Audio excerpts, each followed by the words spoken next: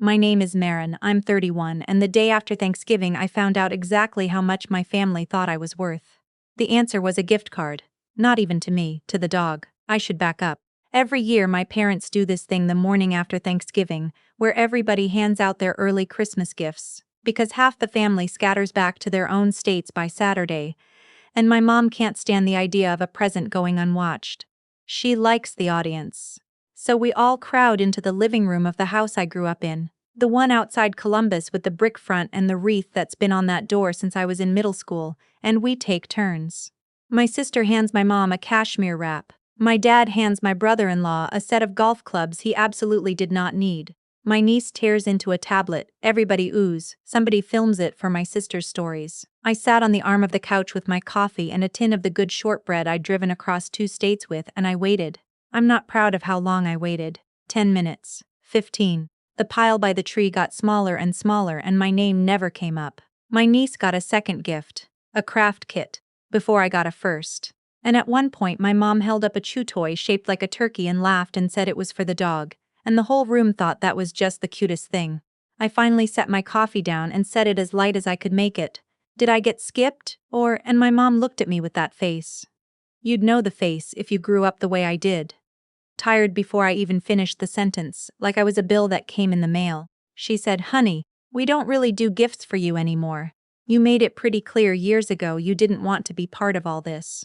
She waved her hand at the room, the wrapping paper, the whole warm scene of it.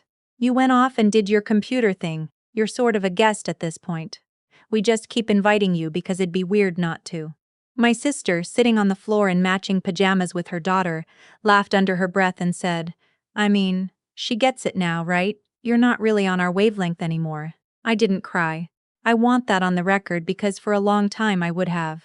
I just stood up. I left the tin of shortbread on the coffee table, and I told them they'd probably get more use out of it than I would, and I picked up my keys and I walked out into that flat gray Ohio cold and drove. By the time the sun went down, I was back in my apartment in Pittsburgh, sitting at my kitchen table, opening the one thing in the world that actually belonged to me. The software I built that watches every dollar that moves through my family's business. And that night I saw something in it that did not add up. 2 days later, a plain padded envelope landed on my parents' porch, and the perfect little world they'd just told me I wasn't good enough for came apart at every seam. If you want to know what was inside that envelope, and how the daughter they called a guest turned out to be the one holding the whole thing in her hands, stay with me. It's not the story you think it is. Let me take you back 7 years because none of what happened later makes sense without it.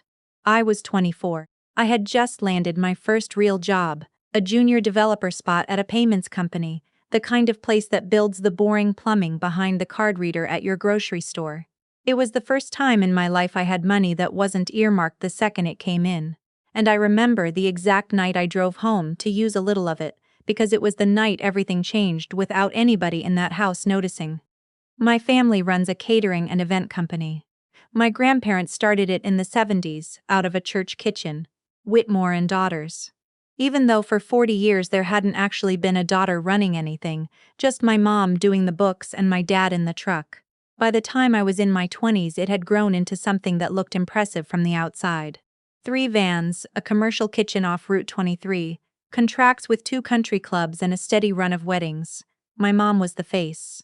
My sister, 4 years older, was the heir apparent, the one who could work a tasting room, who knew which bride wanted to feel like the only client they'd ever had. My dad handled the trucks and the staff, and me, I was the one who'd moved away to write code, which in my mother's translation meant the one who'd abandoned the family. So I came home that fall because my mom let something slip on the phone, a comment about how the holidays were going to be tight this year, and something in her voice was off. I asked to see the books. She didn't want to show me. My dad finally pulled out a manila folder at the kitchen table after dinner, and I sat there with a plate of leftover meatloaf going cold next to me, and I felt my stomach drop through the floor. They were drowning. One van's loan was 3 months behind. They were floating supplier invoices with a credit card, paying the minimum, then catering a wedding to pay last month's flower bill.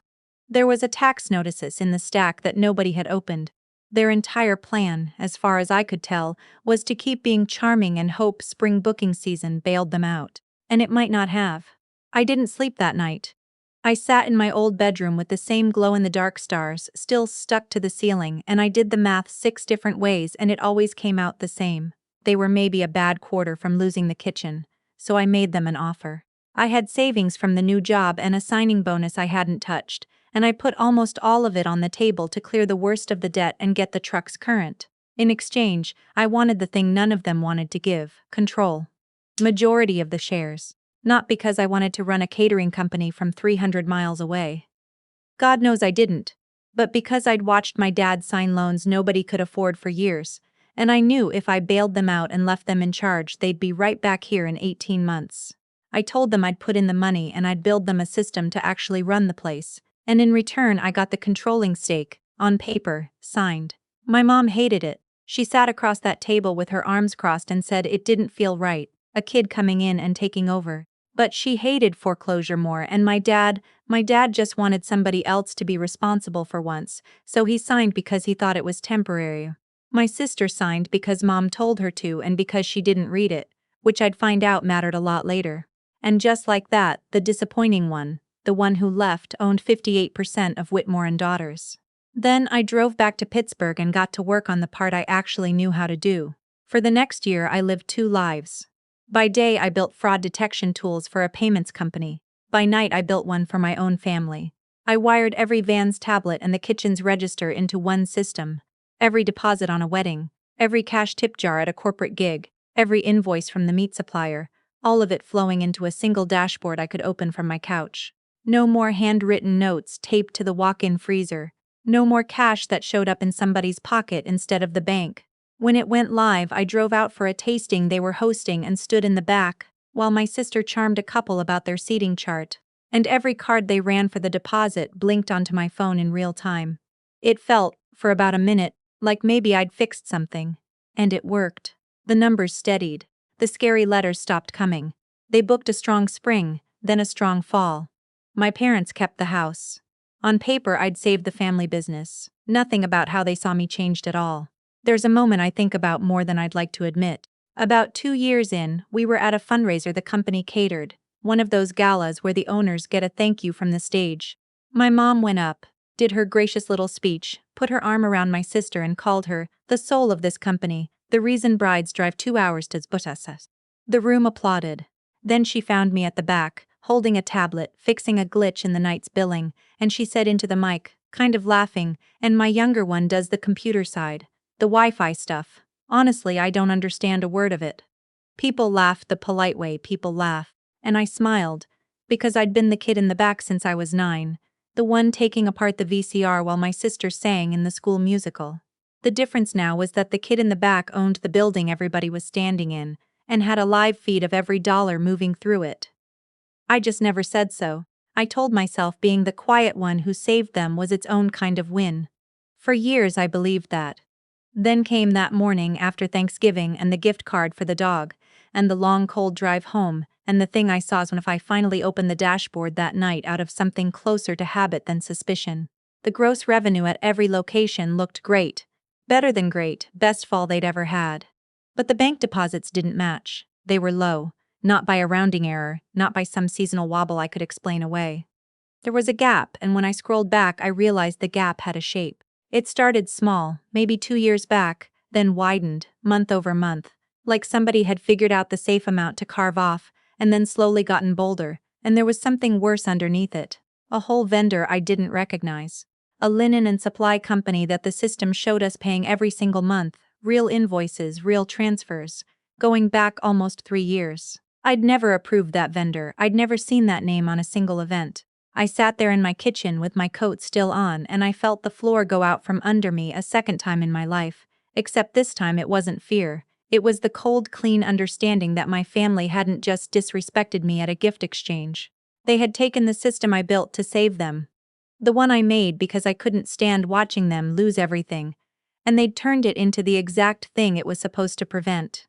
They'd been skimming cash off the top, running it through a fake vendor, almost certainly keeping it off the books at tax time. And they'd done it all confident that the one person who could read it, the kid who just did the computer stuff, would never bother to look. I want to tell you I made a clean, righteous decision right then. I didn't. I sat with it for 2 days. What pushed me wasn't the gift card, and it wasn't the speech, and it wasn't 20 years of being the background of my own family's photos. It was a name in the personnel file. There was a kid on the kitchen staff, 20, maybe 21, a part-time prep cook who'd been there a couple years. And buried in the system I found a flag I hadn't set, a note attached to the cash handling records that, if anyone ever audited the place, pointed the finger squarely at him. Low man, no family, easy to blame. My parents had spent 2 years setting up a story where if the IRS ever came knocking, some 20-year-old who reheated soup for $9 an hour would take the fall for money he never touched. That was the part I couldn't sit with. Not what they did to me, what they were ready to do to him. So here's what I actually did, and it's a lot more boring and a lot more permanent than anything you'd see in a movie. I'm a software engineer. I don't slash tires, I make records. I spent one full night exporting everything. Every cash sale, every card transaction, every deposit, every transfer to that phantom vendor, every flagged file with that kid's name on it, all of it time-stamped and organized into something even an auditor having a bad day could follow in 10 minutes. I pulled the original incorporation documents too, the ones from 7 years ago that proved who actually owned the company. I put a clean copy of the file and a small offline version of my own software on an external drive. I printed a short summary, the kind that fits on 3 pages and doesn't need a single word of explanation. And I overnighted all of it in a padded envelope to my parents' house, with nothing inside but the drive, the pages, and one sticky note that said, "Open this before anyone else does." I did not sign it. I didn't need to. The numbers said everything I'd never managed to say out loud at a single dinner table in 31 years. Then I sat 200 miles away in Pittsburgh and watched the tracking number crawl down I-70 and tried to decide whether I was the villain of this or just finally honest. It arrived at 8:40 the morning after, 2 days past Thanksgiving. I know the time because I'd built myself a little alert, which tells you everything you need to know about the kind of person I am. My mom and dad were home. My sister and her family were still in town. My niece, she's 6, she's the one good thing this family made without ruining, answered the door, because she's at the age where the doorbell is the most exciting event of any given hour. There was nobody on the porch, just the envelope. My sister opened it, because of course she did. She tore the flap, slid out the pages, and I will never know exactly what her face did, but I know what the file said, and I know she got far enough to see the phantom vendor and that cash gaps and her own initials on 2 of the transfer approvals before she went very quiet and called for my mother. My mom came in wiping her hands on a towel and read the first page, and my sister told me much later in the one real conversation we ever had about it, just sat down on the floor right there in the kitchen. My dad kept saying it had to be a mistake. Somebody could explain it. Nobody could explain it. That was the whole point. There was nothing left to charm. My phone rang 11 times that day. I didn't pick up.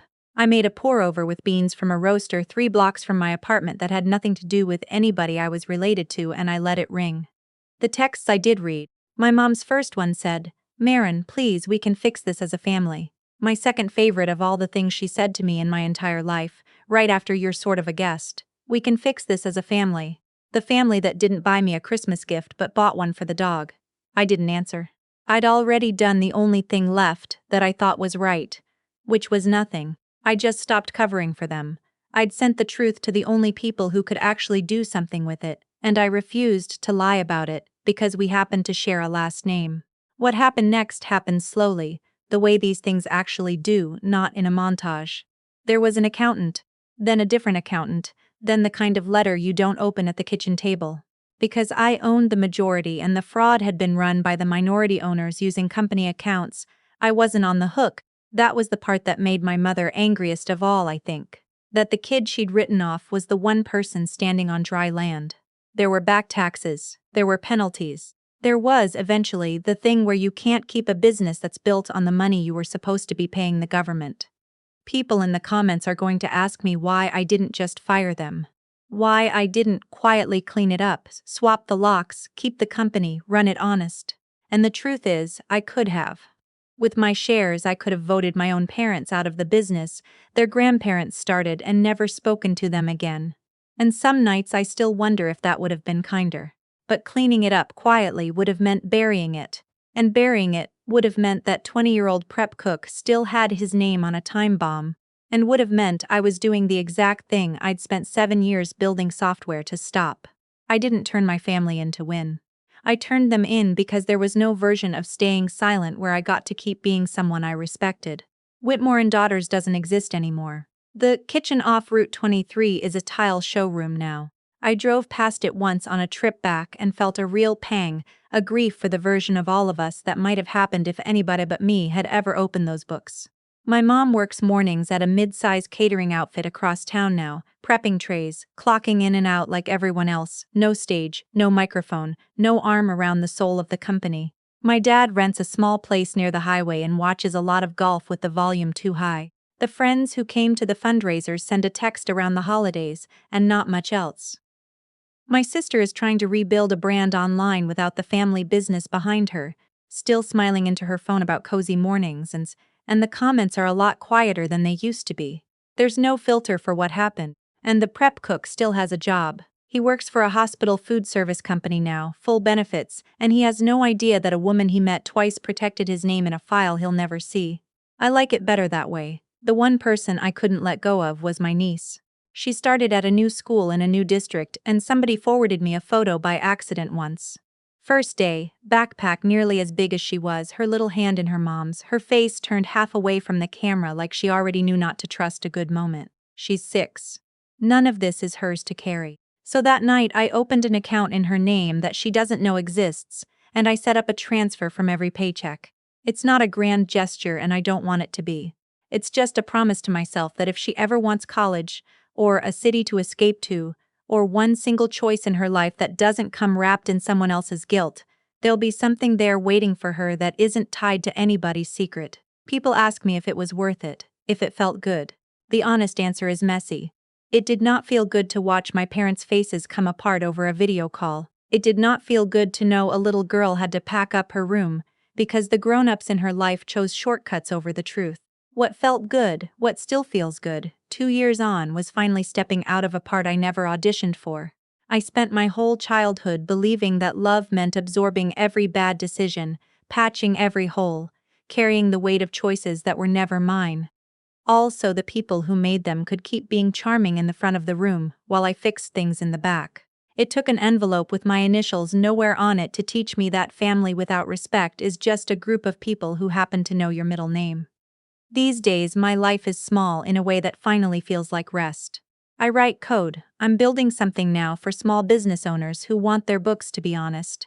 A thing that flags the exact kind of shortcut my parents convinced themselves was normal, and every line of it feels like undoing the system I built to save people who didn't want to be saved.